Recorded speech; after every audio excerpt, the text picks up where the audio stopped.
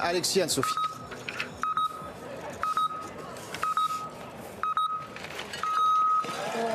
Et ça y est, la voici sur la piste, donc la Suissesse qui ouvre le bal de ce sprint. Première course individuelle de reprise dans moins de 30 secondes maintenant. C'est Anaïs Chevalier-Boucher qui va s'élancer. Elle est déjà dans le portillon de départ. Et puis vous noterez également aujourd'hui une petite particularité sur toutes les carabines des biathlètes. La Fédération internationale a mis à disposition des petits bouts de straps bleus et jaunes. Ils sont notamment sur la bretelle droite d'Anaïs Chevalier-Boucher en hommage, en soutien au peuple ukrainien. Oui, normalement, tous les biathlètes l'auront au même endroit pendant toute la course. Et donc, voilà, on n'oublie pas, bien sûr, on a la chance de pouvoir faire notre sport, on a la chance de pouvoir se faire plaisir sur cette neige, mais on n'oublie quand même pas ce qui se passe dans le monde. Et puis, ben, chacun essaye de faire un petit peu comme il peut pour faire passer son message de soutien. Ça va partir pour Fialkova dans quelques instants. Et bien sûr, Anaïs, on l'attend sur ce sprint quand même. Des conditions qui sont excellentes aujourd'hui pour faire du biathlon. Donc on devrait, comme hier, avoir un beau spectacle sur ces pistes.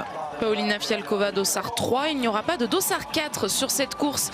Il aurait dû être sur les épaules de l'Italienne Lisa Vitozzi. Mais Lisa Vitozzi, elle est actuellement dans sa chambre d'hôtel, isolée parce qu'elle a déclenché un test positif au Covid. Oui, elle est quand même pas vernie sur cette saison. Plusieurs fois, elle a commencé des courses avec un 0 sur 5 sur ses tirs couchés. Là, ça continue avec ce cas positif au Covid. On verra si elle peut revenir d'ici la fin de la saison. Peut-être la semaine prochaine ou la suivante. On lui souhaite en tout cas. Et c'est vrai qu'elle a quand même pas de chance. Lena Heikki qui va passer au premier intermédiaire. Alors celui-là, il veut pas dire grand-chose. On est à 1 km. C'est surtout intéressant pour la glisse. En fait, on a fait la sortie du stade, le plat. Ensuite, on a fait une descente. Et on n'a pas vraiment commencé à monter, donc ça nous permet nous d'avoir des informations surtout sur la glisse, sur le fartage. Si une nation est vraiment avec beaucoup de retard sur cet intermédiaire d'1 km, là ça pourrait être inquiétant. Mais sinon pour jauger de la forme, il faudra attendre l'intermédiaire suivant qui arrive à 1,8 km. Vous l'avez vu, Ingrid Tendrevold a pris le départ, la Norvégienne qui nous a inquiétés, notamment pendant les Jeux Olympiques. On l'avait vu faire un malaise sur la piste, mais elle a eu toutes les autorisations médicales pour revenir. Et puis elle nous a prouvé surtout qu'elle était en forme il y a 2 jours sur le relais que les Norvégiennes ont remporté. Et 10 sur 10 derrière la carabine pour Ingrid Tendrevold. Donc avec son dossard 5 qui s'était lancé. Le 6, il est pour l'Autrichienne Dunja Stuk. Vous l'avez vu, Anaïs qui est passée avec 2 secondes d'avance. Donc si on reste sur ce que j'étais en train de vous expliquer au niveau du fartage, ça a l'air d'être plutôt pas mal pour l'équipe de France pour l'instant. Alors il n'y a que 2 nations qui sont passées, mais on verra ce que ça donne une fois que les Norvégiennes seront passées, parce que c'est l'interrogation du jour. Vous le savez, on l'a dit tout à l'heure, il y a plusieurs techniciens de cette équipe norvégienne qui sont cas positif Covid, et donc on doit travailler dans le camion de fartage de l'équipe de Norvège en comité réduit. Ça pourrait peut-être avoir son influence.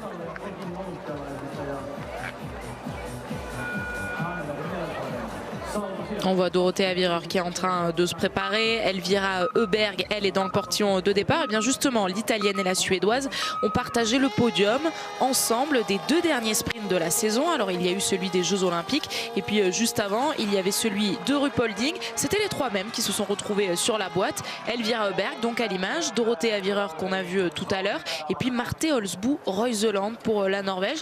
Alors c'était pas dans le même ordre. À Pékin, c'est la Norvégienne qui s'est imposée, et Elvira Heuberg a donc dû se contenter de la 2e place. Elle est au départ, et désormais c'est elle qui va apporter de la rivalité dans cette fin de saison de Coupe du Monde à Marte Olsbu Reuseland.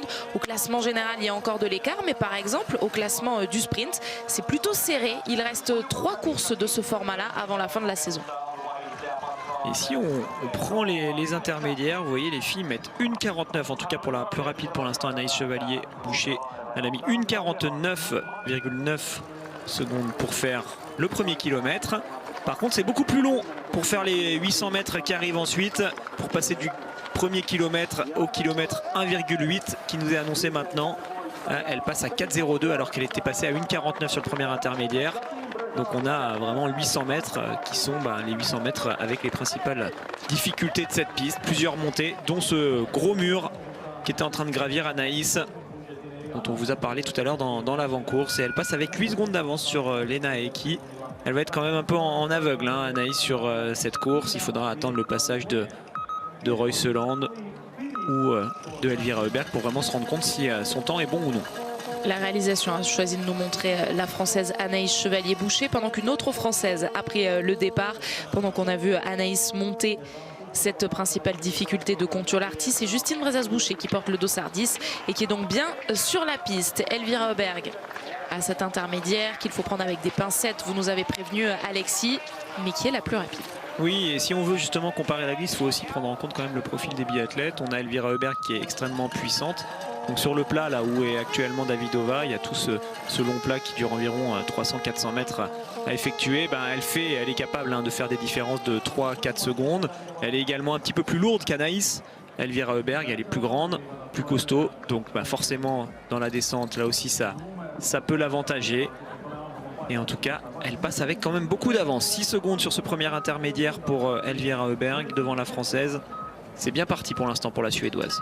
Les premières indications sur la piste, on vient de les avoir. Et les premières indications du pas de tir, eh bien, c'est elle qui va nous les donner. Lena Heikki, la Suissesse, avec son dossard 1, s'installe à la cible numéro 9. Juste derrière, on va tout de suite avoir Anaïs, car elle est vraiment revenue là sur la Suissesse. Vous l'avez vu. Elle est déjà en train de passer là juste derrière. Voilà, on vient de l'apercevoir juste derrière Lena Heikki pour aller s'installer au tapis de la cible 3.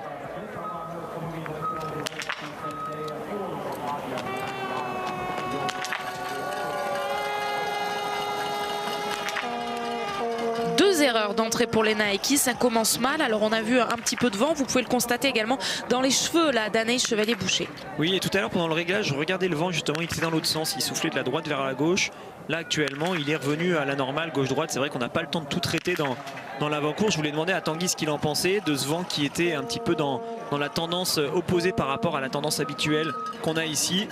Ben voilà, ça va peut-être poser des problèmes à certaines biathlètes. Vraiment ce vent qui soufflait de la droite vers la gauche tout à l'heure, là vous le voyez, il est assez fort désormais gauche-droite. Il faut le prendre en compte, faire des clics pour recentrer sa carabine. C'est ce qu'est en train de faire Fialkova à l'image. Pour moi, nous, avec vous, on se retrouve avec Dorothea Virer qui va s'élancer. Lisa Vitozzi est isolée dans sa chambre d'hôtel, positive au Covid. L'autre italienne star de cette équipe transalpine, c'est Dorothea Virer. Elle était sur le podium à Pékin, on vous l'a dit. Elle a décroché le bronze, mais là, c'est la Coupe du Monde. C'est très intéressant là, les intermédiaires du premier tour. Elvira Heuberg après la descente était passée avec 5,9 secondes d'avance sur Anaïs Chevalier-Boucher. En haut du gros mur à 1,8 km, Elvira Heuberg n'a plus que 5 secondes d'avance. Donc ça montre que sur la partie des 800 mètres qui sont difficiles, Anaïs et Elvira ont skié à la même vitesse. Ça c'est intéressant. On verra ce que ça donne tout au long de cette course. Et Justine est bien partie également. Pour l'instant c'est elle qui a le deuxième temps sur le premier intermédiaire. Je vais attendre son passage à 1,8. Tendrevol sur cet intermédiaire des 1,8 avait 9 secondes de retard sur Elvira. Et elle pourrait ressortir en tête à ce niveau de la course puisqu'elle est rentrée sur le pas de tir avec de l'avance sur celle qui est pour l'instant en tête après ce premier tir. Il s'agit de Paulina Fialkova. Mais malheureusement, elle ne capitalisera pas sur cette avance puisqu'elle commet déjà 2 erreurs d'entrée. Une deuxième balle qui était perdue en haut.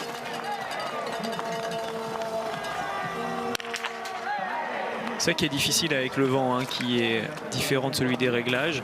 C'est que c'est assez simple en général de comprendre l'inversion de tendance au niveau vraiment latéral, donc entre la droite et la gauche. Par contre au niveau vertical, c'est beaucoup plus compliqué de faire les bons choix. Et on voit que Tendrevol s'est peut-être fait avoir à ce niveau-là. Sa compatriote et amie Thierry Lecoff, alors que Ingrid Tendrevol est actuellement sur l'anneau de pénalité. Thierry Lecoff, elle s'élance à l'instant pour parcourir à son tour cette première boucle de 2,5 km. Il faudra faire 3 tours, 7,5 km au programme pour les filles aujourd'hui de ce sprint. Et Elvira Heuberg pourrait être, en tout cas sur le papier, elle est une des grandes favorites à la victoire aujourd'hui. Elle arrive avec beaucoup d'avance sur le pas de tir. C'est sur Fialkova. Anaïs Chevalier-Boucher est partie très vite sur cette course. Elle a l'air d'être bien en ski. On verra si ça tient sur les 3 tours, mais je la trouve rapide pour l'instant. Donc même avec un 9 sur 10 par exemple, ça pourrait faire une belle course. Elle est perdue en bas à gauche, cette première balle pour Elvira Heuberg. Celle-ci est cordon basse gauche au même endroit quasiment. Là on était complètement à l'opposé. Une balle bonne à droite et une dernière balle qui effleure le bord gauche de la cible, mais qui bascule. Un tour de pénalité donc pour la Suédoise. 150 mètres supplémentaires, ça fait une vingtaine de secondes, 25 secondes pour les filles, 20 environ pour les garçons. Vous en avez désormais l'habitude. Et si vous avez découvert le biathlon pendant les Jeux Olympiques, on va vous prendre par la main, on va vous aider à découvrir ce sport sur les 3 dernières semaines sur la chaîne L'Équipe. Bloquez vos agendas de jeudi à dimanche sur les 3 prochaines semaines. On est ensemble jusqu'au 20 mars pour voir, on l'espère, les Français et les Françaises briller. Elle a brillé à Pékin, c'était sur la Mastart, un exercice à 4 tirs. Il n'y en aura que 2 aujourd'hui. Justine Brezas-Boucher entame son passage sur le pas de tir avec un coucher.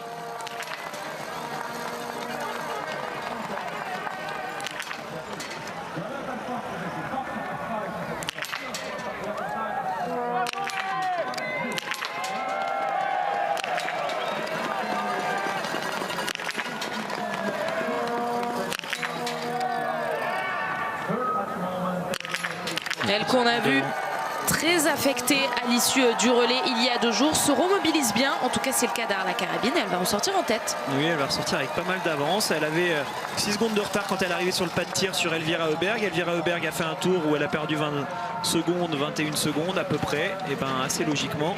Justine en profite pour se placer avec 11 secondes d'avance sur Fialkova qui elle aussi est à 5 sur 5. Elvira Heuberg, elle se retrouve 3e à 14 secondes avec son tour de pénalité. Déjà 7 sprints disputés cette saison. Voici le 8e qui commence pour Marte Holzboe-Reuseland. Et sur les 7 derniers, elle a été sur le podium à 6 reprises. Ça vous pose le décor, ça vous plante le décor pour Marte Holzboe-Reuseland, qui en plus maintenant a ce statut de championne olympique du format. On retrouve Davidova. Davidova, elle affiche clairement son soutien à l'Ukraine depuis la reprise, à tous les niveaux, que ce soit avec son bandeau, des straps un peu partout, des autocollants.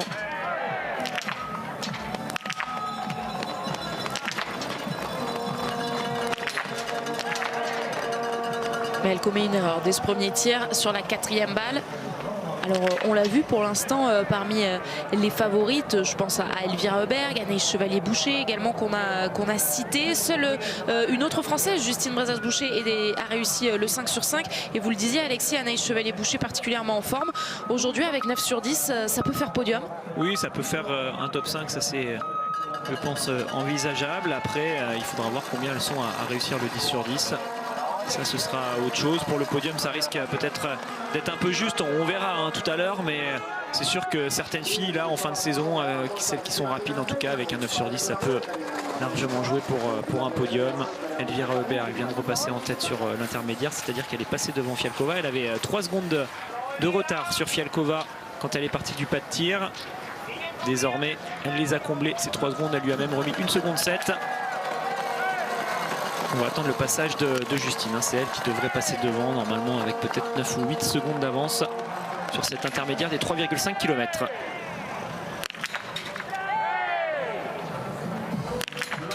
Excellente tireuse couchée Vanessa Voigt avec quasiment 90% de réussite. Et bien cette statistique va encore un petit peu augmenter, donc avec le 5 sur 5 du jour. On regarde ce que ça donne à la sortie, mais c'est vrai, on le voit tout de suite, beaucoup d'écart quand même sur les skis entre celles qui sont bien et celles qui sont un peu moins rapides. On a plusieurs dizaines de secondes qui peuvent s'accumuler. Dorothée Avireur est pas mal, elle est dans le coup, vous voyez, 9 secondes de retard sur Justine dans le premier tour, c'est bon pour elle. Avec un 10 sur 10 aujourd'hui, ça peut jouer pour quelque chose de bien. Cette balle est perdue à droite. Et celle-ci aussi a eu un tir qui était bien engagé, mais avec un vent qui est irrégulier et plus ou moins fort en direction de la droite. Donc forcément, elle qui était limite à droite sur ses premières balles, si elle ne remet pas un peu de clic ou une contre-visée vers la gauche, elle se fait pousser sur le côté droit. Anaïs Chevalier-Boucher est de retour sur le pas de tir pour le 2e exercice du jour. C'est un tir debout. On ne la voit pas à l'image, mais pour l'instant, ça commence bien pour Anaïs Chevalier-Boucher. Et la dernière balle également est dedans. Et ça fera donc 9 sur 10. Ça fera une belle course. Si elle ne craque pas, alors ça va dépendre de son dernier tour sur les skis. Mais si elle reste à cette vitesse, comme ce qu'elle a fait depuis le début de la course, ça va faire une très belle place pour Anaïs. Le podium, ça ne dépend plus d'elle. S'il y en a qui font mieux, surtout au niveau du tir, ce sera devant. Mais le top 10, je le vois bien acquis. Le top 5, pourquoi pas. et le podium pour l'instant. On peut encore un peu y croire. Et on va voir combien de temps ça tient. Seulement 15 biathlètes sont passés sur leur premier tir, le tir couché. Il va y en avoir une 16e là, à l'image avec Thierry Lecoff. Elles sont 85 aujourd'hui, les biathlètes, au départ de cette course. Et sur ces 85 là, il y a bien 6 Françaises. On a vu Anaïs Chevalier-Boucher et Justine Brezas-Boucher. Anaïs Bescon également a pris le départ. J'attends la sortie du tir de Paulina Fialkova pour voir par rapport à Anaïs. On se retrouve sur le tir avec Thierry Lecoff.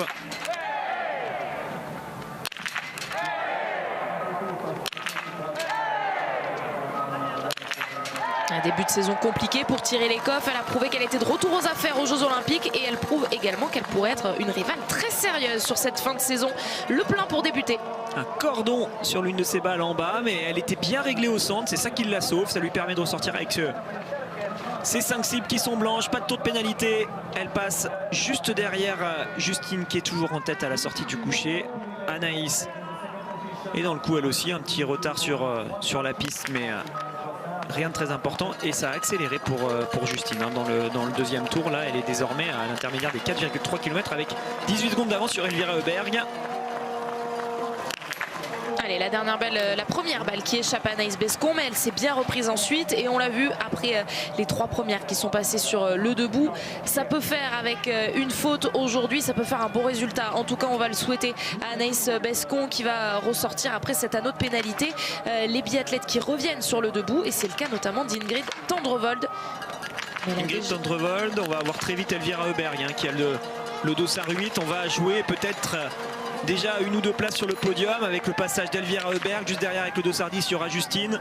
Là, on le sait, si ces filles-là réussissent le sans faute, elles vont se placer. Pour l'instant, c'est Anaïs Chevalier-Boucher qui est en tête à la sortie de ce tir avec 18 secondes d'avance sur Fialkova. Ingrid Tendrevold va retourner sur la note pénalité. Le premier 10 sur 10 pour l'instant, il est donc pour Dounia Asdouk, mais elle pourrait faire le 9 sur 10, Elvira Heuberg. Ah, il y aurait une nouvelle erreur.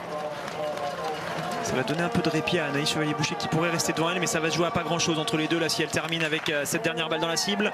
C'est le cas, elle est capable de reprendre un tour de plus sur la piste et tout de suite on va se concentrer sur le tir de Justine. Si Justine repart avec un 5 sur 5, ça peut jouer la gagne aujourd'hui. Avec un 4 sur 5, pourquoi pas encore y croire pour le podium. Et vous voyez beaucoup de biathlètes hein, qui ont des petits dossards. Alors Marthe Holzbourg-Heuseland, on la suit sur le coucher, mais on sent le dénouement de la course. Vous venez de nous prévenir, Alexis. Il est bien pour Justine Brezas-Boucher. Allez, on va pouvoir la suivre en double fenêtre. Ah oui, on a les 2 filles à suivre en même temps. Il y a une fenêtre qui est ouverte pour Heuseland. Pour l'instant, Justine tient bien.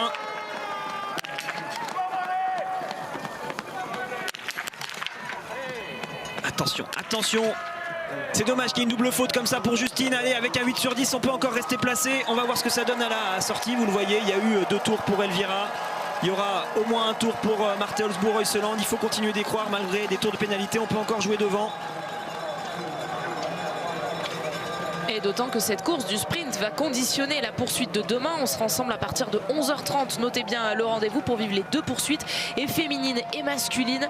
Et là aussi, il y aura de l'enjeu. Marthe Holzbourg-Heuseland pourrait prendre le petit globe de la poursuite dès demain. Et en fait, on prendra bien les résultats sur la ligne d'arrivée, les écarts sur la ligne d'arrivée pour créer la liste de départ de la poursuite. On a vu Elvira Heuberg. Voici sa grande sœur à l'image avec son dossard 27, Anna Heuberg.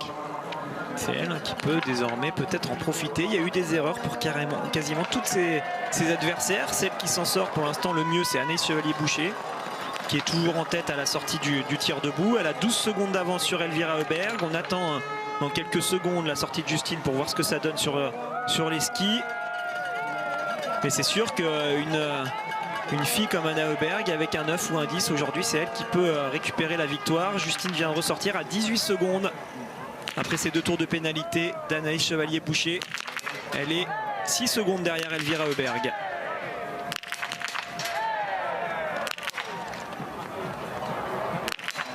Alors on a vu la 3e balle mettre du temps à basculer, enfin en tout cas sur la simulation vous le voyez hein, et c'est souvent assez significatif. La 4e en revanche elle n'est pas à tomber donc pour Anna Heuberg avec une erreur. Il y aura encore une faute de plus, là aussi un 8 sur 10 pour Marketa Davidova. Il ne va pas y en avoir beaucoup hein, des sans fautes, j'ai l'impression, sur cette course, en tout cas chez les favorites. On va peut-être bien avoir une victoire à 9, sauf si l'une des grandes dames, comme celle-ci, par exemple, qui n'est pas encore passée pour l'un de ces deux tirs, réussit à aller chercher le 10 sur 10. Allez, Denise Herrmann peut faire la différence aujourd'hui. Elle l'a fait lors des Jeux Olympiques. Pourquoi pas répéter ça? Vanessa Voigt est actuellement en train de tirer et ça se rapproche d'Anaïs Chevalier-Boucher dans le dernier tour là pour Elvira Heuberg qui est désormais à 8 secondes alors qu'elle était à 12 secondes quand elle est partie du pas de tir. Là, si Anaïs Chevalier-Boucher reste devant Elvira Heuberg, ce sera quand même très intéressant. L'Allemande Vanessa Voigt va être à 10 sur 10 je crois. Oui c'est ça, 10 sur 10, c'est le deuxième seulement de cette course. On a vu tout à l'heure Dunja Stuk, l'Autrichienne, réussir cette performance que pourra peut-être faire également Denise Herrmann. En tout cas, on la suivra sur le dernier tir. Pour l'instant, elle a été impeccable sur ce premier, ce qui lui permet de ressortir en tête. Celles qui peuvent passer devant donc à l'issue du tir debout, c'est Thierry Lecoff qui est pour l'instant très très bien. On a Lynn Persson pour la Suède, alors qu'Anaïs en termine avec, je pense, une course très correcte aujourd'hui. Donc on aura Thierry Lecoff, Lynn Persson à suivre pour l'instant, et puis après, bien sûr, le retour de Denise Herrmann.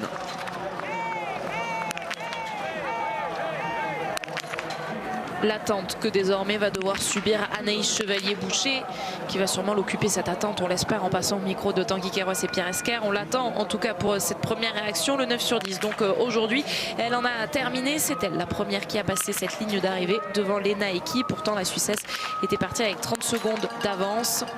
Mais on a vu rapidement sur la piste que la Française était plus rapide. Alors problème de simulation de toute évidence pour Lisa Teresa Hauser. Mais oui, 3 tours de pénalité. Todorova avec un 10 sur 10 peut faire une très très belle course aujourd'hui. Ce serait certainement sa meilleure course en carrière. On va voir, il faut qu'elle réussisse à mettre ses deux dernières cibles et pourquoi pas ressortir avec de l'avance sur tout le monde. Non, il y aura un tour de pénalité. Ça la fait reculer et en même temps moi je guette toujours ce qui se passe dans le dernier tour avec ce match pour l'instant entre Elvira Heuberg et Anaïs pour la première place. Thierry Lecoff de retour, elle a de l'avance, elle aussi elle peut jouer le 10 sur 10 et donc elle aussi elle peut jouer la victoire en cas de tir parfait.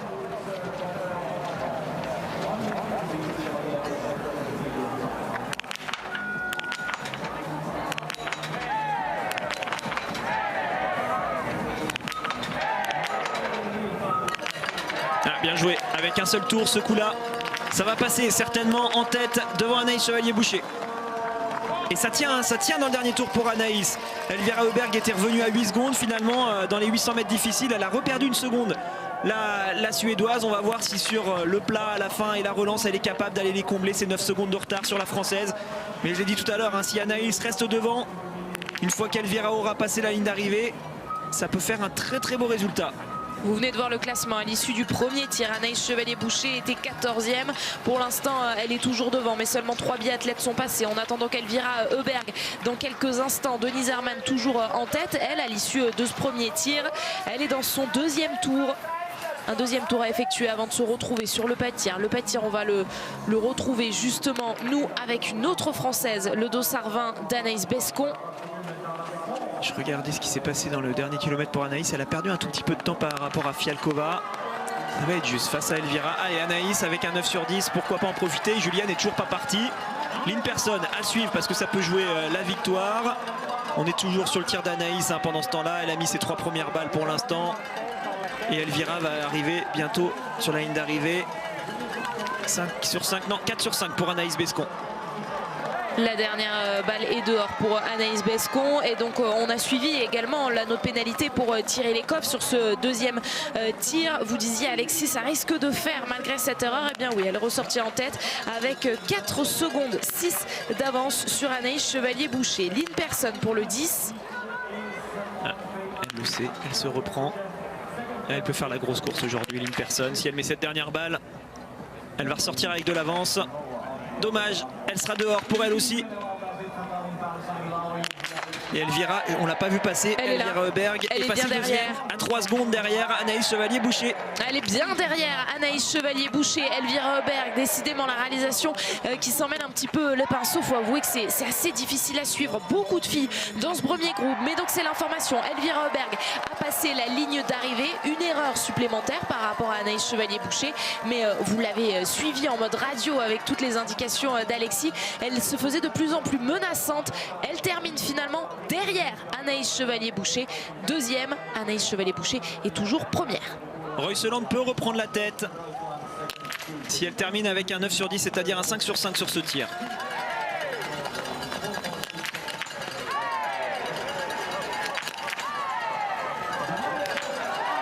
Et pour les Françaises, là, ça peut faire. Hein. Ça peut faire aujourd'hui. Il y a des erreurs de partout. On s'est inquiété avec les erreurs des Françaises. Alors là, moi, je ne l'ai plus du tout sur mes tablettes. Si, elle a fait 2 fautes au total, Royseland. Là aussi, la simulation a calé.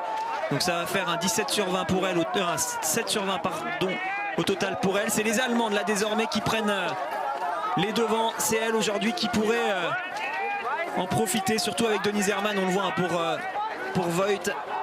Ça passe toujours derrière Anaïs Chevalier-Boucher, mais il y a seulement 1,9 seconde de retard par rapport à Anaïs. Ça va se jouer à rien du tout sur la ligne d'arrivée.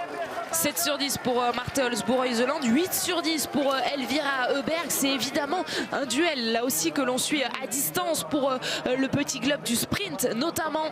Alors elle était devant hein, Vanessa Voigt par rapport à Anaïs Chevalier-Boucher sur l'intermédiaire précédent. Donc ça veut dire qu'elle est plutôt en train de perdre du temps plutôt que d'en gagner. C'est Thierry Lecoff actuellement qui est en tête de la course sur l'intermédiaire des 6 km et également à la sortie du tir. Donc c'est bien la Norvégienne qui est devant. Mais on vous le rappelle, il va falloir attendre le retour de Denise Herrmann dans un premier temps pour voir ce que ça donne. Et dans le dernier tour, Thierry Lecoff est passé à l'intermédiaire des 6 km avec 7,6 secondes d'avance sur Vanessa Voigt. 7,8 secondes d'avance sur Anaïs Chevalier-Boucher. Et elle n'est pas encore passée à 6,8. Donc on va avoir en même temps le passage à 6,8 de Thierry Lecoff et l'arrivée de Vanessa Voigt sur la ligne d'arrivée. Elle est là, Vanessa Voigt, avec ce chrono. Donc vous le voyez, les secondes qui s'égrènent. Le chrono à aller chercher potentiellement celui d'Anaïs Chevalier-Boucher, celui d'Elvira Heuberg. Oh, ça va être tendu jusqu'au bout. 3 secondes maintenant pour franchir cette ligne d'arrivée. Elle sera derrière Anaïs Chevalier-Boucher, mais devant Elvira Heuberg. Vanessa Voigt à 1 seconde 2 de la Française. Ça tient toujours pour Anaïs. Et on n'a pas vu ce qui s'est passé là pour Anna Heuberg. On va attendre de voir où elle ressort. Ça bug hein, au niveau de la simulation. Est-ce qu'elle va sur la note pénalité ou est-ce qu'elle repart directement à droite? Elle repart directement à droite. Anna Heuberg, elle va être dangereuse elle aussi. On lui a mis 1,5 mais je crois que c'est une erreur de simulation, sauf si elle s'est trompée de cible et qu'elle s'en est pas rendu compte. Ça, de là où on est, on peut pas le voir. Pendant ce temps-là, Denise Herrmann, qu'on devait surveiller, a fait son tir. Elle aussi, 2 erreurs. Ça tient pour l'instant pour Anaïs sur le podium provisoire. C'est Thierry Lecoff qui tient elle pour la victoire. Thierry Lecoff, la voici, et vous avez constaté juste à côté d'elle, il y a Julia Simon. Mais Julia Simon, elle est dans son premier tour puisqu'elle a un dossard bien plus élevé, le dossard 48. Voilà, à droite de votre image. Elle a perdu 3 secondes là sur l'intermédiaire difficile entre le 6 et le 6-8. Elle a perdu 3 secondes par rapport à Anaïs Chevalier-Boucher, Thierry Lecoff. Mais bon, il lui reste quand même encore 5 secondes d'avance. Ça devrait pouvoir tenir pour la Norvégienne et donc ça ferait reculer Anaïs Chevalier-Boucher d'une place sur la ligne d'arrivée. On avait une inquiétude sur la glisse des Norvégiennes puisque plusieurs techniciens norvégiens, plusieurs farteurs sont à l'isolement à cause de résultats positifs au Covid. Pas d'inquiétude donc a priori vu la course de Thierry Lecoff et justement sa compatriote italienne à l'image, elle aussi est dans des temps très intéressants puisqu'elle s'est avancée avec 6 secondes de retard seulement sur la tête sur ce pas de tir et elle va ressortir tout près des meilleures, tout près des premières puisqu'elle vient de réaliser le plein. Alors combien d'écart très exactement? L'intermédiaire de sortie du pas de tir, il est juste dans ce virage. Voilà, elle le déclenche, 6 secondes de retard. Italienne, ça risque d'être l'une des révélations de cette fin de saison. Il faudra la surveiller, elle est capable à un moment donné d'aller faire un top 5 ou un podium. Et Thierry Lecoff, elle va l'avoir normalement 7 secondes ou c'est 2-3 secondes d'avance sur Anaïs Chevalier-Boucher une fois qu'elle va couper la ligne d'arrivée. Ouais, ça semble largement faisable. Thierry Lecoff pour retrouver la victoire, elle qui ne s'est pas imposée depuis le début de cette saison. alors qu'on est à la 8e étape. Alors on l'a vu vraiment retrouver des couleurs à Pékin, et Thierry Lecoff pourrait définitivement remettre un petit peu la main sur les performances sur cette Coupe du Monde. Avec 7 courses individuelles qui restent. On l'annonce toujours avec 1,5 Anna Heuberg. Je ne sais pas si il faut le prendre en compte. En tout cas, elle est classée actuellement deuxième, juste derrière Thierry Lecoff. Donc ça veut dire qu'elle est repassée devant Anaïs Chevalier-Boucher. On a également Denise Herrmann qui est ressortie en première position du tir debout.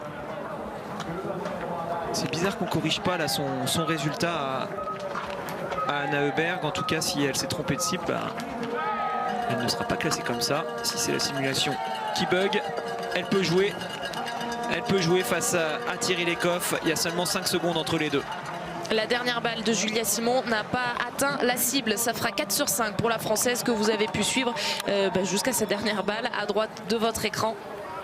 Alors Denise Herrmann, je vous l'ai dit, elle est ressortie en tête du debout. Ça se confirme là sur la piste, elle a toujours 2 secondes d'avance sur Thierry Lecoff, sur Anna Heuberg. Ça fait passer Anaïs Chevalier-Boucher 4e actuellement.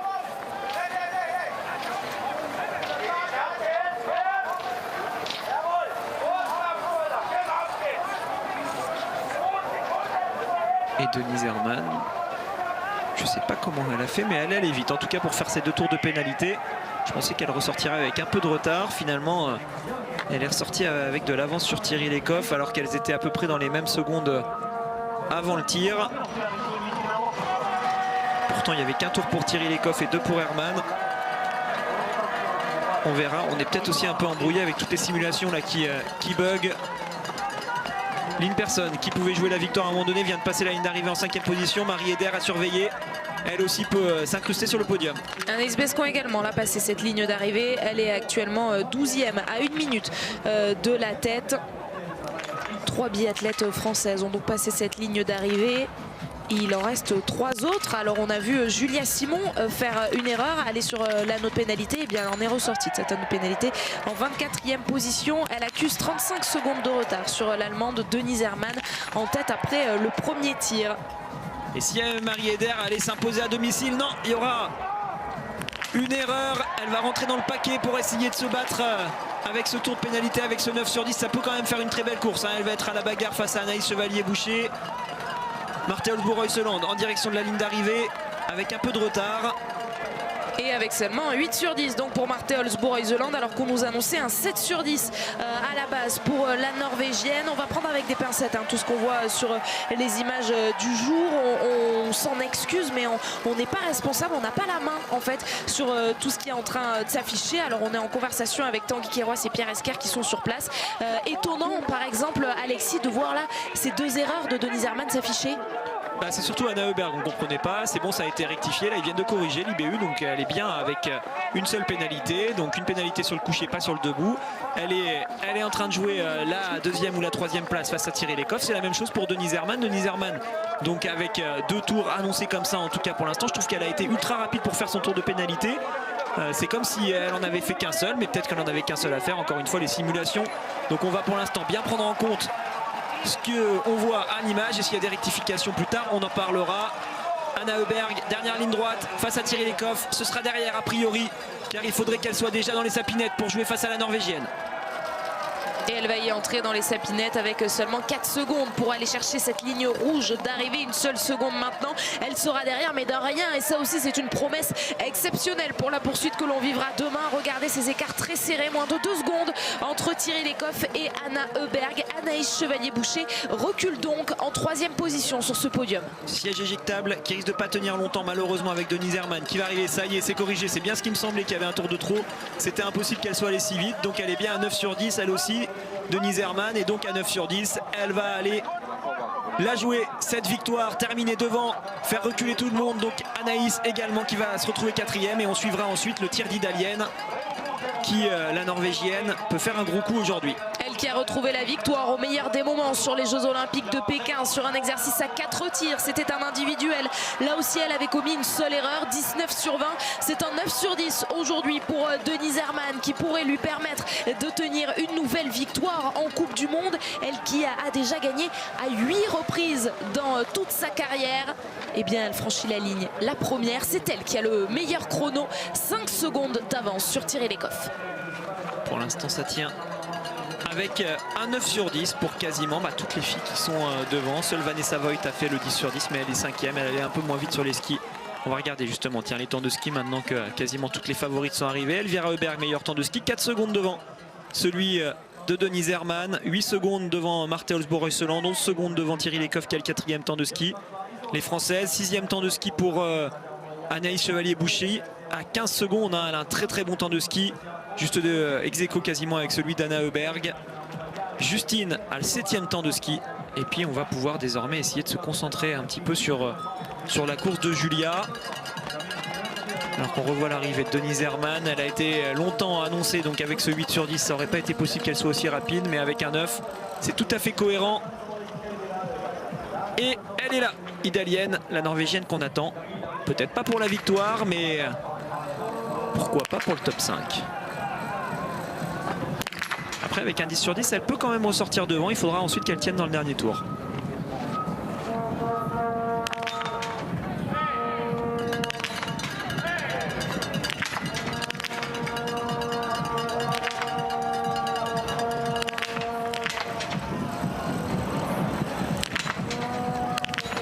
Et malheureusement, avant d'aller sur ce dernier tour, Idalienne va devoir passer par l'anneau de pénalité. 2 tours de 150 mètres pour la Norvégienne. Alors que Chloé Chevalier, elle aussi dans des temps intéressants, regardez, moins de 10 secondes de retard sur Denise Herrmann, va s'installer pour son premier tir. Et oui, on a beaucoup parlé d'Antonin qui avait dû attendre et être patient pendant toute cette période olympique. Ça a été la même chose pour Chloé qui était remplaçante. Alors attention, sur le pas de tir, le vent vient de se réinverser. Tout à l'heure, je vous avais dit que pendant les réglages, il allait en direction de la gauche. Ensuite, pendant les premières concurrentes, il allait plutôt en direction de la droite. Et là, il me semble qu'il est à nouveau vers la gauche. Cette balle est perdue justement très loin à gauche là pour Chloé. Celle-ci aussi à gauche, il faut faire des clics vers la droite car le vent a tourné. Toujours à gauche. Elle a mis 2 clics vers la droite, c'est pas suffisant. Là maintenant elle se pose la question au niveau de la hauteur, mais c'est encore la molette latérale qu'il faudra actionner et remettre 3-4 clics vers la droite. Ça reste à gauche malheureusement, en bas à gauche ce coup là pour Chloé. Et la dernière est bonne, en bas.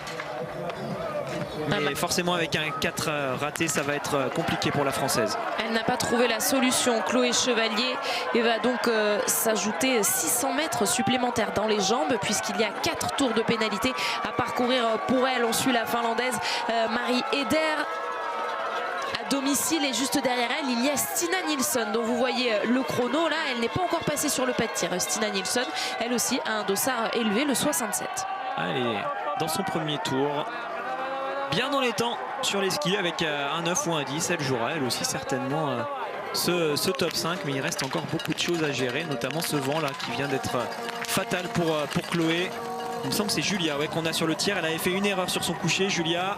Elle commence ce deuxième tir avec une erreur également. On va continuer en mode radio pour vous donner son score final. Ce sera un 4 sur 5 sur ce debout pour Julia. Ça fait donc un 8 sur 10 il me semble au total. 8 sur 10, c'est également le score de Justine Brezas-Boucher, actuellement 10e provisoire sur la ligne d'arrivée. 8 sur 10 également pour Anaïs Bescon, 15e provisoire sur la ligne d'arrivée. Des positions qu'elles auront donc demain au départ de la poursuite. On sera ensemble à partir de 11h30. Ça commence à être bien fait pour le podium du jour. A priori, ça pourrait tenir comme ça pour Anaïs Chevalier-Boucher qui est donc 4e à 15 secondes. Ça pour la poursuite, ça sera parfait. Attention à elle, Marie Eder qui est en train justement de se battre pour essayer de revenir dans ce top 5, mais elle a perdu du temps dans le dernier tour et donc elle va jouer le top 10. Ce sera la 8e provisoire pour l'instant pour Marie Eder avec les supporters finlandais, les supporters qui sont de retour sur la Coupe du Monde.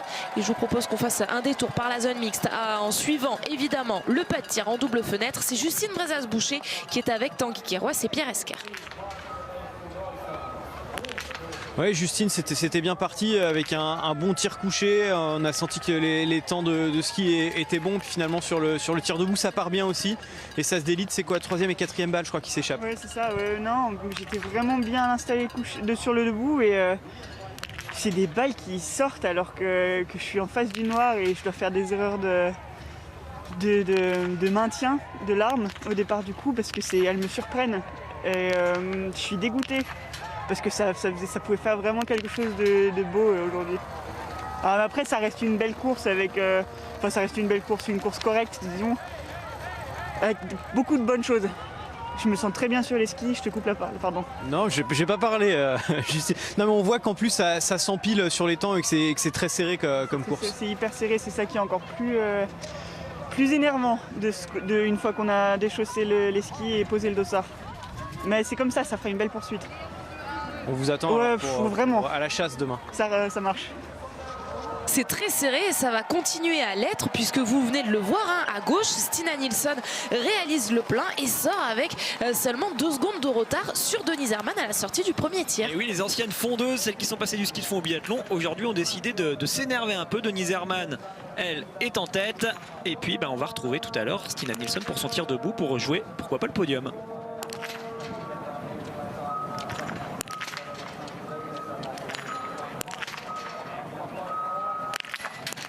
Ça va être assez intéressant effectivement cette poursuite. Elle a complètement raison, Justine. J'étais en train de regarder les écarts actuellement. Elles sont 14 en 52 secondes. Les 6 premières sont en 18 secondes. Si on va chercher les 30 secondes, on a les 10 premières en gros en 30 secondes. Hildebrand peut aussi peut-être se mêler à la bagarre. On va vraiment avoir un beau week-end a priori sur toutes ces courses. Et avant même de se projeter sur cette poursuite, du suspense jusqu'au bout dans cette fin de sprint avec Stina Nilsson et pourquoi pas Franziska Hildebrand là qui sort donc à 20 secondes, qui elle aussi va jouer le 10 sur 10. Ce que je vous propose, c'est qu'on tourne une petite page de pub et on se retrouve juste après pour vivre donc cette fin de course emballante.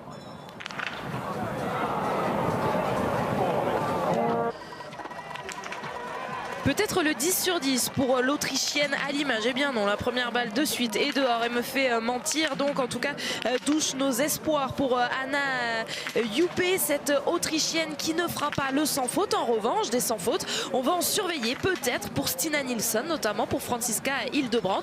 Bref, cette course n'est pas finie. Pour l'instant, la meilleure tricolore sur la ligne d'arrivée, c'est Anaïs Chevalier-Boucher, 4e. Oui, pour Hildebrand, il en manque un peu sur les skis, mais elle peut peser, pourquoi pas, pour le top 10 et se placer en vue de la poursuite. Par contre, Stina Nilsson, clairement, elle jouera quelque chose. Pour ça, il faudra réussir un 4 ou un 5. On a Chloé actuellement qui est sur le pas de tir, mais on se rappelle, Chloé, malheureusement, s'est embourbée sur le premier tir avec le vent. Et elle a commencé avec 4 tours d'entrée. Ça a l'air d'être beaucoup mieux sur le tir debout. Vous l'avez vu, Knoten, elle, a réussi un beau 10 sur 10. Il faudra la surveiller. Bravo Chloé, la belle réaction de sa part. Après cette déconvenue sur les couchers, c'est beaucoup mieux sur le tir debout. Knoten ressort très très bien placé pour essayer de jouer le top 10. À 10 secondes de Denise Herrmann. Stina Nilsson, elle a jamais fait mieux qu'une 10e place. C'était sur la poursuite d'Orfilsen en début de saison. Elle peut faire mieux que 10e si elle réussit le 5 sur 5. Elle s'était qualifiée pour les Jeux Olympiques, mais là aussi elle a dû patienter et être remplaçante.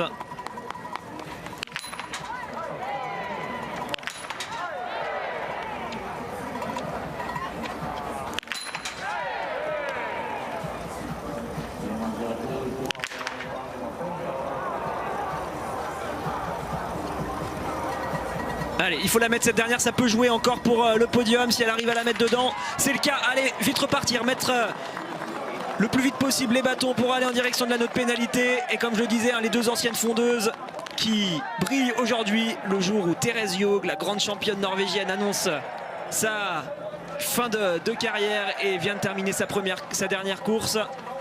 Peut-être un signe, on verra en tout cas à combien elle va ressortir une fois qu'elle aura terminé son anneau de pénalité.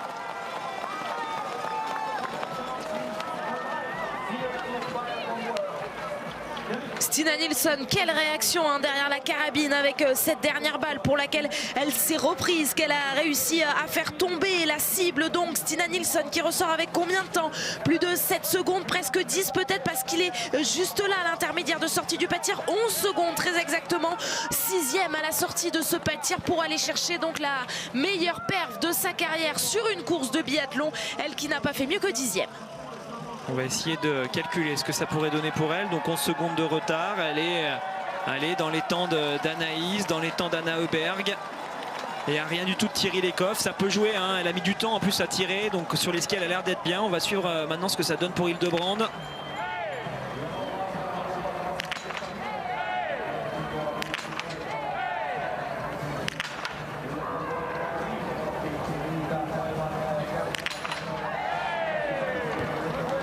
Eh bien, une erreur également pour Franziska Hildebrand, tout comme Stina Nilsson, les deux filles que l'on surveillait pour aller chercher le 10 sur 10. Alors pour des destins pas similaires, hein. Franziska Hildebrand, vous l'avez dit Alexis, elle va moins vite sur la piste, mais à 9 sur 10, ça va continuer à nous promettre des écarts quand même très faibles. Regardez déjà, ça c'était à la sortie du deuxième tir, mais sur la ligne d'arrivée, c'est sensiblement pareil. 5 secondes d'écart entre Denise Herrmann et Thierry Lecoff. Ça va être une super poursuite demain. Oui, les 12 premières en 39 secondes, ça va être extrêmement serré. Alors on va devoir la suivre, hein, Stina Nilsson, parce qu'elle est rapide hein, sur les skis pour l'instant. C'est pour ceux qui la découvrent, donc c'est une ancienne championne de ski de fond qui est au biathlon depuis peu de temps désormais, et donc elle manipule plus doucement, elle tire un peu plus doucement que la plupart des biathlètes. C'est là qu'elle peut perdre rapidement 15-20 secondes. Par contre sur les skis, elle progresse, elle qui est plutôt à la base une fille qui est performante en style classique, en ski de fond alternatif. Là on est en skating. Elle commence à être de plus en plus rapide, donc elle peut être inquiétante hein, quand même. Elle est capable de repasser pourquoi pas devant Anna Heuberg, sa compatriote. Alors pour ça il va falloir engager dès le début de ce tour. Et regardez, 7 secondes de retard, 6 pour Anna Heuberg. Si elle passe sur l'intermédiaire en moins de 5 secondes, ça va le faire pour Stina Nilsson pour essayer de se bagarrer pour son premier podium. Et elle est en train de repasser devant.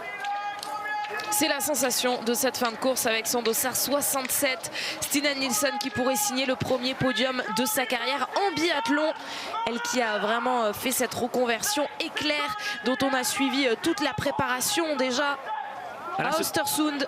Là ça va faire du bruit en Suède hein, si elle arrive à aller chercher ce podium. On s'en rend pas compte nous avec notre prisme de français, mais c'est vraiment une star dans son pays.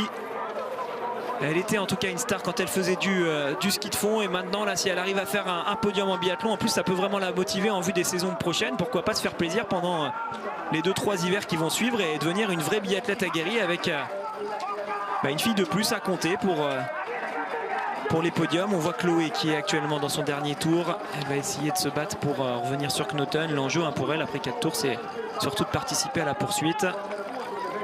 Elle est sortie 45e du deuxième tir, Chloé Chevalier, et vous le savez, les 60 premières du sprint ont le droit de participer à la poursuite. Regardez sa position là une fois qu'elle va passer à l'intermédiaire. Knoten est donc passé 7e. Chloé 39e, ça devrait normalement largement le faire pour la poursuite, on lui souhaite. On a Dorothea Virer, il me semble. Non, c'est Komola, pardon, qui vient de passer 36e. Dorothea Virer, elle est 15e sur la ligne d'arrivée. Toujours avec Stina Nilsson. Stina Nilsson, elle est donc passée devant Anna Heuberg. Mais pourquoi pas aller chercher Thierry Lecoff, qui est seulement... Combien de secondes? 4 secondes, très exactement, sur le dernier intermédiaire devant la Suédoise pour Thierry Lecoff. Elle peut les reprendre les 4 secondes, surtout que Thierry Lecoff avait perdu un peu de temps sur cette partie. C'est à la relance ensuite que la Norvégienne a réaccéléré. C'est là qu'il faudra que la Suédoise soit solide pour se battre pour la deuxième place. Juste avant la relance, il va y avoir l'intermédiaire du 6.8 qui est en haut de la montée, avant la relance, avant la redescente. Alors est-ce qu'elle va aller chercher le score, le chrono de Thierry Lecoff, celui d'Anna Heuberg? Elle était devant déjà tout à l'heure. Ah, ça va jouer face à Thierry Lecoff. Elle est repassée devant, mais je vous l'ai dit, Thierry Lecoff a été capable de réaccélérer ensuite dans le dernier kilomètre. Elle a fait un super finish. Il faudra que Stina Nilsson soit parfaite de ce côté-là si elle veut rester devant la Norvégienne, car il n'y a qu'une seconde, même pas, entre les deux. Ah, le dernier tour de folie qu'on est en train de suivre en direct sur la chaîne L'équipe pour le premier podium ou pas de Stina Nilsson qui pourrait faire reculer et donc de ce podium Anna Öberg, sa compatriote, 3e sur ce siège éjectable. Anna Öberg. Et oui, j'ai une caméra isolée sur elle. Anna Öberg, elle est en train de regarder son téléphone pour voir les intermédiaires. Je ne sais pas si ça va lui donner le sourire ou pas. Je connais pas trop, voilà, on la retrouve justement cette caméra avec Tanguy qui vient nous faire coucou en même temps. Alors est-ce qu'elle est supportrice ou adversaire de Stina Nilsson? En tout cas, elles se battent toutes les deux pour être sur le podium. Et surtout nous, on va voir si ça tient face à Tiril Eckhoff. Elle était repassée devant entre Tiril et Anna Öberg. Il y a 1,8 seconde. Donc Stina Nilsson, elle a vraiment pas le droit à l'erreur. En 2 secondes, elle peut tout perdre. Et la ligne d'arrivée est juste là pour Stina Nilsson, à 28 ans, qui n'a jamais signé de podium en biathlon. L'ancienne fondeuse, l'ancienne grande championne de ski de fond en Suède, qui pourrait éjecter du podium sa compatriote, sa coéquipière Anna Öberg, pour l'instant toujours 3e. Elle ne sera pas devant Denise Herrmann, ça on le savait. Est-ce qu'elle sera devant Tiril Eckhoff? Oh, c'est la sensation du jour, le ski qu'elle jette juste derrière à 2 dixièmes, à peine à 2 dixièmes de Tiril Eckhoff, mais devant donc Anna Öberg. Premier podium en Coupe du Monde pour elle. Au niveau individuel, c'est quand même sensationnel. Oui, elle a un tout petit peu hésité au moment où elle a franchi la ligne d'arrivée. Elle n'a pas jeté le pied. C'est là qu'elle perd ce petit retard sur Tiril Eckhoff. Mais aujourd'hui, on va surtout applaudir son podium. C'est fort d'être capable de faire ça. Bravo Stina Nilsson. Et bravo aux entraîneurs également qui ont quand même beaucoup cru en elle tout au long de cette saison. Alors elle a jeté le pied, mais c'est avant qu'elle a hésité un tout petit peu. Ah, c'est quand même fort de sa part d'être capable de faire ça. Ah, les belles images, elle tombe dans les bras de son entraîneur Stina Nilsson qui signe le 9 sur 10 aujourd'hui. 9 sur 10, c'est le score de Denise Herrmann, de Tiril Eckhoff, d'Anna Öberg, d'Anaïs Chevalier-Boucher. Les 5 premières, donc les filles qui sont dans ce top 5 aujourd'hui. Première tricolore Anaïs Chevalier-Boucher et 2 Suédoises donc aux 4 premières places. Mais il y en a une qui ne sera pas sur le podium, c'est Anna Öberg. Alors vous l'avez vu tout à l'heure sur l'image de Pierre Esquer, elle s'apprêtait à répondre aux questions des journalistes. On va essayer de voir si on peut avoir un petit mot de sa part au micro de Tanguy Queiroz, sa réaction à chaud donc, alors que Stina Nilsson lui est passée devant. Stina Nilsson qui a le meilleur temps de ski aujourd'hui avec 2,7 secondes d'avance sur celui de Elvira Öberg, 6,9 secondes d'avance sur Denise Herrmann. On aura eu une belle course bien serrée, une poursuite qui va être pareille. Alors, Franziska Hildebrand qu'on retrouve actuellement, elle c'est plutôt aux alentours de la 20e place. Là qu'on l'attend, elle a perdu pas mal de temps dans le dernier tour. Là on voit qu'elle a du mal à terminer, ça a l'air d'être bien compliqué. Elle était 21e sur le dernier intermédiaire. Elle se bat face à Anaïs Bescon. Et Anna Öberg, comme promis, elle est au micro de Tanguy Queiroz et Pierre Esquer. Anna, 1 minute ago, you were on the podium and il y a 1 minute, vous étiez sur le podium. By a teammate. Et finalement, vous avez été battu par une coéquipière. Ouais, c'était vraiment une course difficile et très serrée aujourd'hui. Mais Stina a fait une course fantastique et je peux juste la féliciter.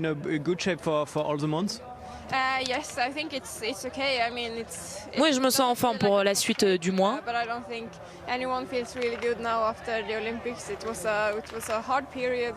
C'était une période très difficile après les Jeux, je ne savais pas trop dans quelle forme je serais.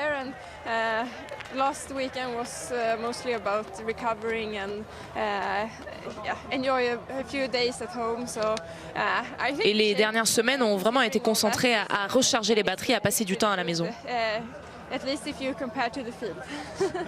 Et à la fin, je vois que je peux rivaliser avec les meilleurs. Yes, of course. I mean, I still want to take many points in the total score. Et mon objectif, c'est de grappiller un maximum de places et de points en général. Et de figurer au mieux sur ce classement général à l'issue de la saison. On sent qu'elle a quand même pas le grand sourire. C'est sûr que ça doit être un peu agaçant pour elle. Voilà, si on se place du point de vue des Suédois et des Suédoises, on n'arrête pas de parler de Stina Nilsson de partout, elle qui s'est mise au biathlon, elle qui était une star, et je pense que les sœurs Öberg ont aussi envie qu'on parle d'elle tout simplement sans toujours avoir ce point de comparaison, et elle le sait bien aujourd'hui. On va parler que de ça, de ce podium de Stina. Mais pas de souci pour Anna. On se doute bien qu'elle va réussir à aller chercher un ou deux podiums sur cette fin de saison. On va pouvoir aussi analyser un petit peu quand même la course des Françaises. On voit que pour Anaïs Chevalier-Boucher, on l'a senti tout de suite, ça allait être une belle course. Elle est toujours 5e. C'est vraiment un beau résultat, hein, avec un 9 sur 10 à 15 secondes pour Anaïs. Là, franchement, elle peut être contente, je pense. Par contre, pour les autres, c'est un petit peu plus compliqué. Justine aura bien reculé, elle est désormais 14e. Julia avec un 8 sur 10 et 18e. Et Anaïs Bescon, 21e, là aussi avec un 8 sur 10. Justement, je vous propose de l'écouter. Anaïs Chevalier-Boucher, elle s'est arrêtée au micro de Tanguy et Pierre juste après sa course. Anaïs, j'imagine une course, peu importe le résultat, beaucoup plus conforme à ce que vous voulez faire sur ce mois de mars que le relais d'avant-hier. Oui, là clairement aujourd'hui j'en avais un peu marre. Ça faisait quand même quelques courses déjà au jeu où j'empilais les mauvaises courses, des mauvais tirs, des mauvaises courses sur les skis.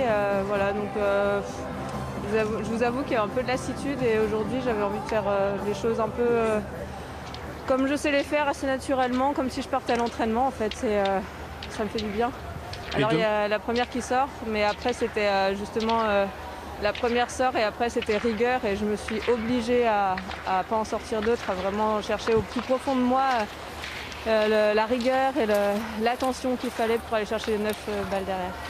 Pour vous permettre aussi de prendre du plaisir demain sur la poursuite et d'aller jouer avec des temps qui seront très serrés. Oui, prendre du plaisir demain et j'en ai pris aujourd'hui aussi sur les skis. Alors c'est pas, j'aurais aimé aller un peu plus vite. Hein. J'ai un peu un petit goût amer,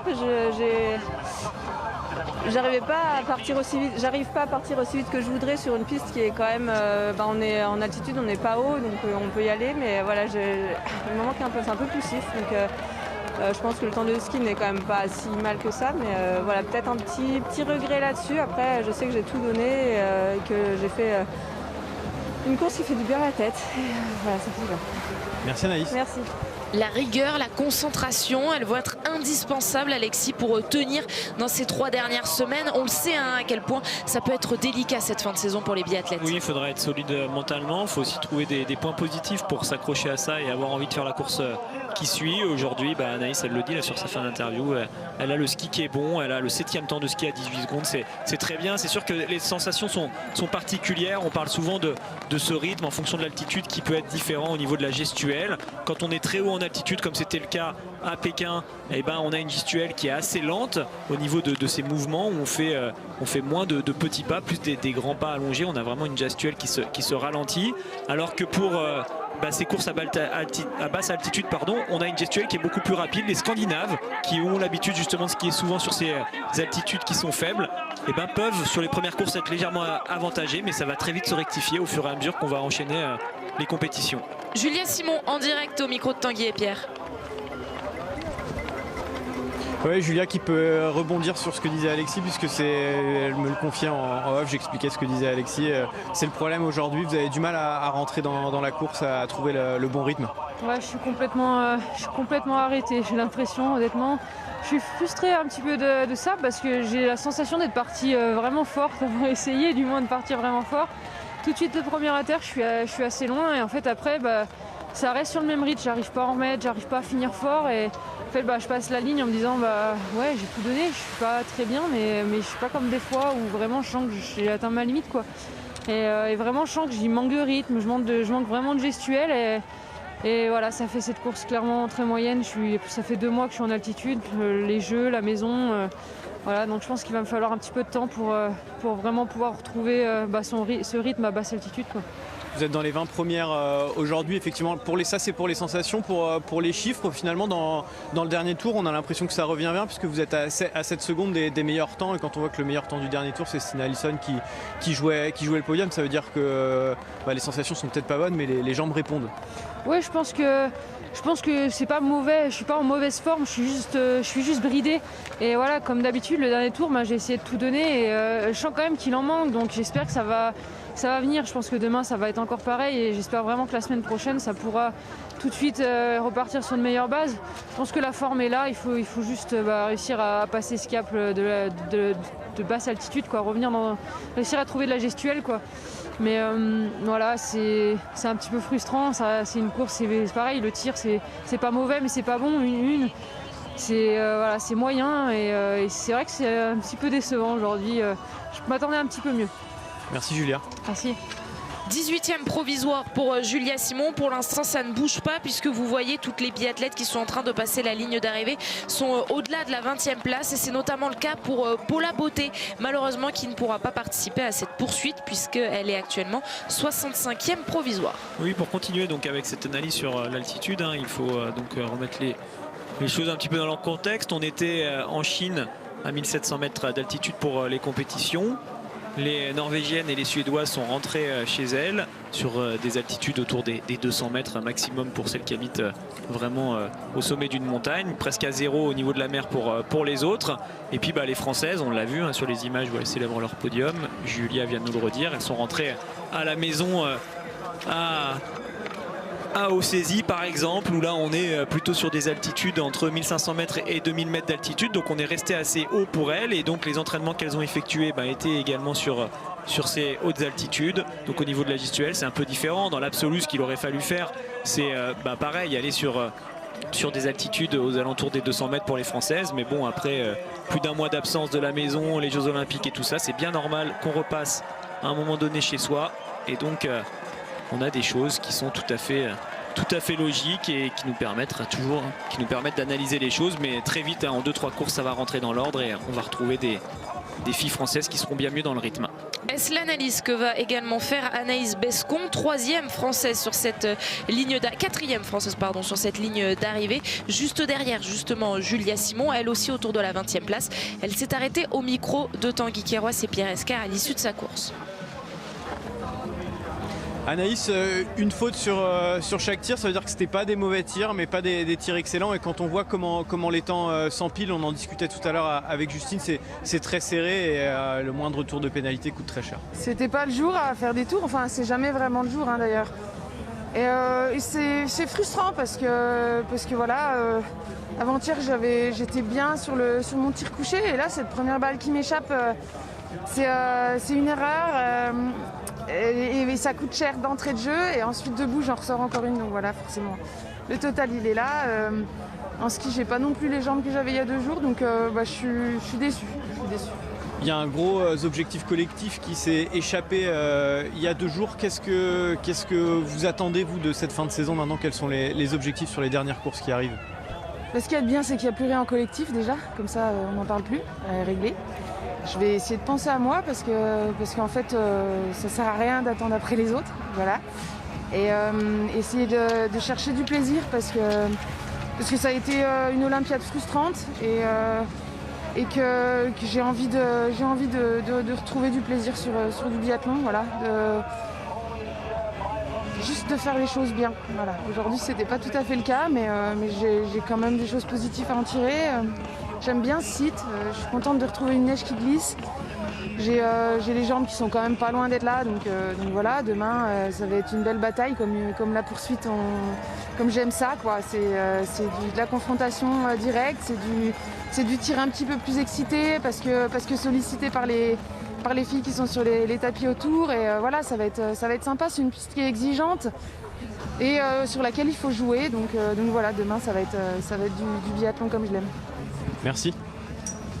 On décryptera la prise de position d'Anaïs Bescon, centrée sur les courses individuelles désormais, mais le petit passage sur le collectif mérite une explication sans doute. On va débriefer ça avec Marie-Laure Brunet. Anne-Sophie, on vous attend. Alexis également dans quelques minutes pour débriefer ce sprint femme, puis se projeter vers le sprint homme. Quentin Fillon-Maillet lancé vers la conquête du gros globe de cristal. A tout de suite.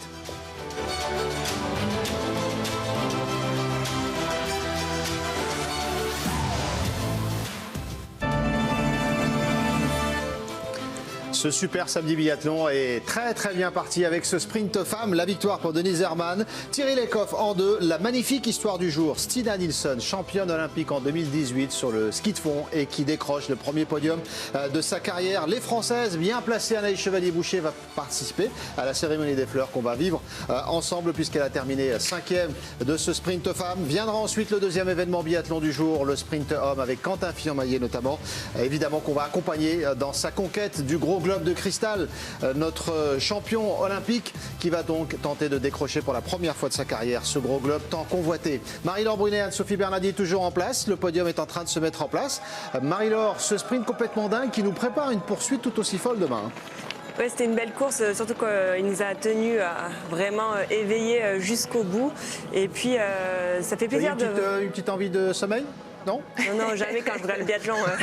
Enfin, mais ça où je suis concentrée quand je regarde le biathlon. Mais non, j'ai trouvé vraiment que c'était une belle course. Et puis, le premier podium en carrière de Stina Nilsson en biathlon, honnêtement, ça met le sourire. Et puis des Françaises qui vont se retrouver quand même à la bagarre sur la poursuite. Donc, ça nous promet de belles courses dimanche. On va prendre le temps de raconter cette belle histoire. Stina Nilsson, Alexis nous avait alerté dès son arrivée en biathlon que c'était une histoire formidable. Et bien la voir sur le podium pour la première fois, c'est magnifique. Et on l'écoutera au micro de Tanguy juste après cette cérémonie. Anaïs Chevalier-Boucher qui retrouve la cérémonie des fleurs, Anne-Sophie. Ça aussi, ça fait plaisir pour elle.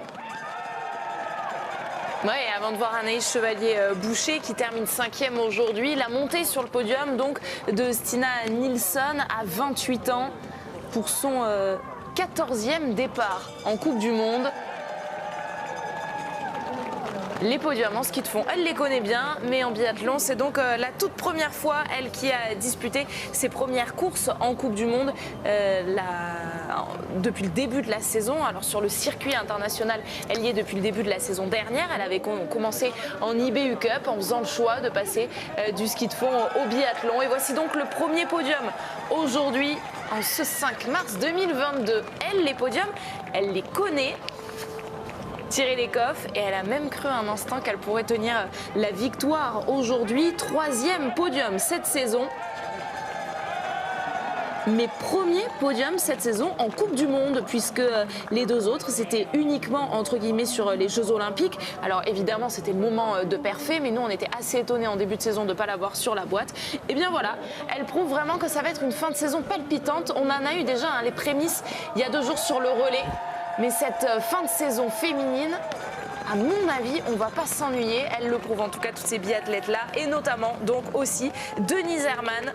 Denise Herrmann qu'on n'avait pas vu sur le podium depuis un petit moment. Et surtout qu'on voit régulièrement sur le podium sur ces exercices à 4 tirs.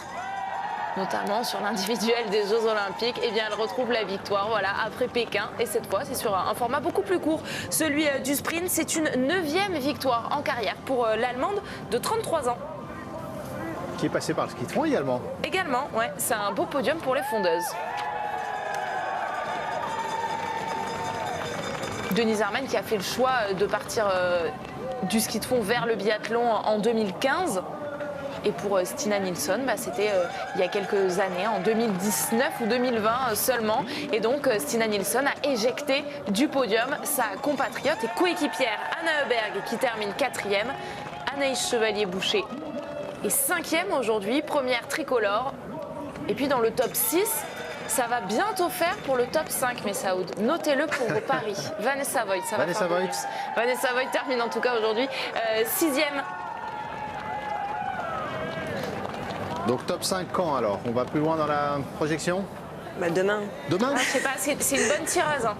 Donc demain, ouais, pourquoi pas. Peut-être sur un exercice à 4 tirs, ça peut le faire pour Vanessa Voigt avec cette 6e place. Elle signe sa meilleure perf en carrière sur la Coupe du Monde, mais elle a fait encore mieux sur les Jeux Olympiques où elle est passée tout près du podium avec une 4e place sur l'indiv des Jeux Olympiques qu'a gagné donc justement Denise Herrmann, grande gagnante du jour.